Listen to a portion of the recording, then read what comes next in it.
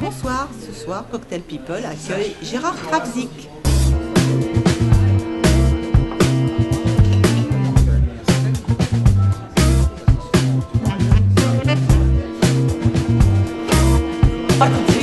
Ah, c'est génial!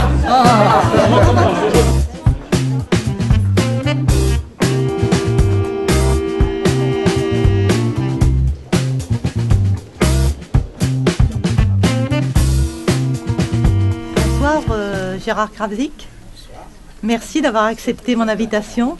Nous allons présenter 4 courts-métrages avec des univers très différents, dont le court-métrage de Gérard Krawczyk, The Subtle Concept. Ce que vous allez voir, c'est un vieux film, puisque c'est mon premier film de sortie de l'école. Je fais une école de cinéma qui s'appelle maintenant la FEMIS. Et donc c'était le film de fin d'études. Je ne sais plus quel metteur en scène américain a dit il n'est pas nécessaire d'être fou pour faire du cinéma, mais ça aide quand même. Et c'est formidable de faire ce genre de projection, parce que les courts-métrages, on ne les voit pas souvent. Donc merci à ceux qui diffusent les courts-métrages. Merci à vous tous d'être parmi nous.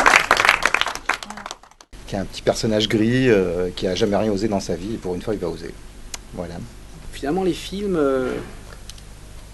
sont un peu comme les gens, c'est-à-dire qu'ils vieillissent mal ou bien en fonction de la société, en fonction de comment on les reçoit.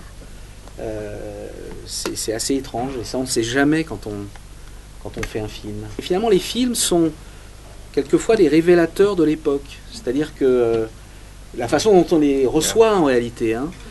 C'est pareil pour L'été en pente douce que j'ai fait plus tard, où quand je l'ai fait, on m'a dit, enfin il a failli être interdit au moins de 16 ans, parce qu'il y avait des scènes de sensualité un peu chaude, avec Pauline Lafont et Jacques Villeray et Jean-Pierre Bacry. Votre film, en tout cas ce court-métrage Subtil Concept, a été le départ d'une carrière avec cette rencontre avec Michel Blanc, si vous pouvez nous en parler. Oui. Un court-métrage, c'est comme une carte de visite, c'est-à-dire que c'est vrai que c'est une façon de pouvoir montrer à des producteurs, à des comédiens, à des gens qui vont faire les films, de leur dire regardez, on sait faire quelque chose, on sait raconter une histoire, etc.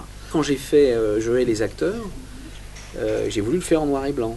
Et c'est vrai que à cette époque-là, il y avait très peu de noir et blanc, mais surtout, il y en avait encore, bien sûr, mais c'était, si vous voulez, considéré comme des vieux films.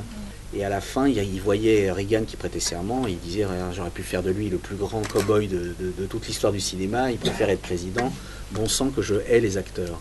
Moi j'ai fait une école de cinéma où, si vous voulez, il n'était pas bien vu de faire des films drôles.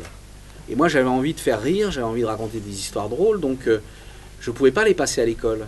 Donc qu'est-ce que j'ai fait? J'ai sorti les films, j'ai sorti le film et je l'ai inscrit dans les festivals. Et pour voir si ça faisait rire. Donc un jour j'ai gagné le prix qui était l'équivalent d'aujourd'hui de l'Alpe d'Huez, c'était à Champs-Rousse avant. Et il y avait donc Sergio Leone qui était le président du jury, il y avait Michel Blanc, etc. Et Michel Blanc a été super gentil. Et il m'a dit est-ce que vous avez des projets de long métrage? Et moi je lui ai dit quoi? Cette passion pour le cinéma américain, c'est depuis tout petit, tout jeune. Oui. Moi j'allais, à l'époque c'était le jeudi, on nous donnait un peu d'argent, 2 francs, on allait au cinéma voir des films, et il y avait beaucoup de films américains forcément. On a un lien affectif avec les films qu'on fait. C'est-à-dire c'est comme des enfants, c'est pas du tout rationnel, quoi. Je pense qu'il y a l'amour d'abord et après il y a le cinéma. C'est la photo qui m'a amené au cinéma. Moi j'allais au cinéma, j'adorais le cinéma, mais je savais même pas comment c'était fait et je pouvais même pas m'autoriser à me dire qu'un jour je ferais du cinéma. J'ai trouvé que c'était une très agréable soirée, c'est toujours très intéressant de voir des courts-métrages qu'on n'a pas l'occasion de voir dans la vie de tous les jours. C'est vraiment une belle opportunité et on a vraiment des belles réalisations. Simple finalement, spontané, attachant, touchant et abordable. Monsieur Gérard Krawczyk, c'est quelqu'un de charmant et qui parle du cinéma d'une façon que j'aime bien. C'était génial, la spontanéité avec laquelle les réalisateurs sont venus au contact, nous parler, répondre à nos questions, comme si on était dans un salon. Extraordinaire, cette simplicité. C'était super. Est-ce qu'on peut être mieux entouré? On peut pas.